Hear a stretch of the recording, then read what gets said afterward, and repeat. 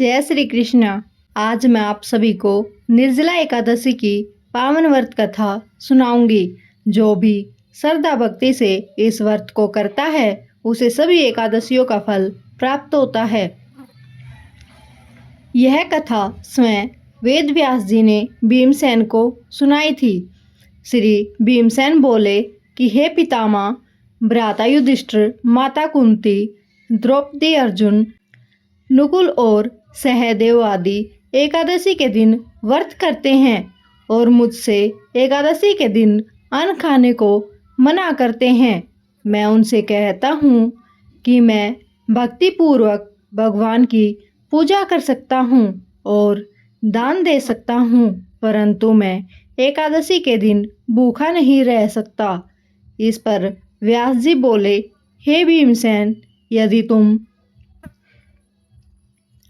नरक को बुरा और स्वर्ग को अच्छा समझते हो तो प्रत्येक मास की दोनों एकादशियों को अन्न न खाया करो। इस पर भीमसेन बोले, हे पितामह, आपसे प्रथम कह चुका हूँ कि मैं एक दिन एक समय भी भोजन किए बिना नहीं रह सकता। फिर मेरे लिए पूरे दिन का उपवास करना तो कठिन है। मेरे पेट में अग्नि का वास है जो अधिक अन्न खाने पर शांत होता है। यदि मैं प्रयत्न करूं तो वर्ष में एक व्रत अवश्य रख सकता हूं। अतः आप मुझे कोई एक ऐसा व्रत बतलाइए जिसे मुझे स्वर्ग की प्राप्ति हो सके। श्री व्यास जी बोले कि हे वायुपुत्र, बड़े बड़े ऋषि मुनियों और महर्षियों ने बहुत से शास्त्र आदि बनाए हैं। यदि कलयुग में मनुष्य उन सब पर आचरण करे तो अवश्य ही मुक्ति को प्राप्त हो सकता है। उनमें धन बहुत अधिक खर्च होता है। उनमें से जो पुराण का सार है उसको कहता हूँ कि मनुष्य को दोनों पक्षों की एकादशियों का व्रत करना चाहिए। इसमें उन्हें स्वर्ग की प्राप्ति होती है। श्री व्यास जी बोले, हे भीमसेन, कृष्ण और मिथुन क्रांति के मध्य में ज्येष्ठ मास की शुक्ल पक्ष की एकादशी होती है। उसका निर्जला व्रत करना चाहिए। इस एकादशी के व्रत में स्नान और आचमन में जल वर्जित नहीं है, लेकिन आचमन में 6 मास से जल से अधिक जल नहीं लेना चाहिए। इस आचमन से शरीर की शुद्धि हो जाती है। आचमन में 6 मास से अधिक जल मदपान के समान है। इस दिन भोजन नहीं करना चाहिए। भोजन करने से व्रत नष्ट हो जाता है। यदि सूर्योदय से सूर्यास्त तक मनुष्य जलपान न करे तो उसे 12 एकादशियों के फल की प्राप्ति होती है। एकादशी के दिन सूर्योदय से पहले ही उठना चाहिए। इसके पश्चात भूखे ब्राह्मणों को भोजन कराना चाहिए। तत्पश्चात स्वयं भोजन करना चाहिए। हे भीमसेन, स्वयं भगवान ने मुझसे कहा था कि इस एकादशी का पुण्य समस्त तीर्थों और दान के बराबर है। एक दिन निर्जला रहने से मनुष्य पापों से मुक्त हो जाता है। जो मनुष्य निर्जला एकादशी का व्रत करते हैं मृत्यु के समय भयानक यमदूत नहीं दिखते, वरन भगवान विष्णु के दूत स्वर्ग से आकर उसको पुष्पक विमान पर बिठाकर स्वर्ग को ले जाते हैं।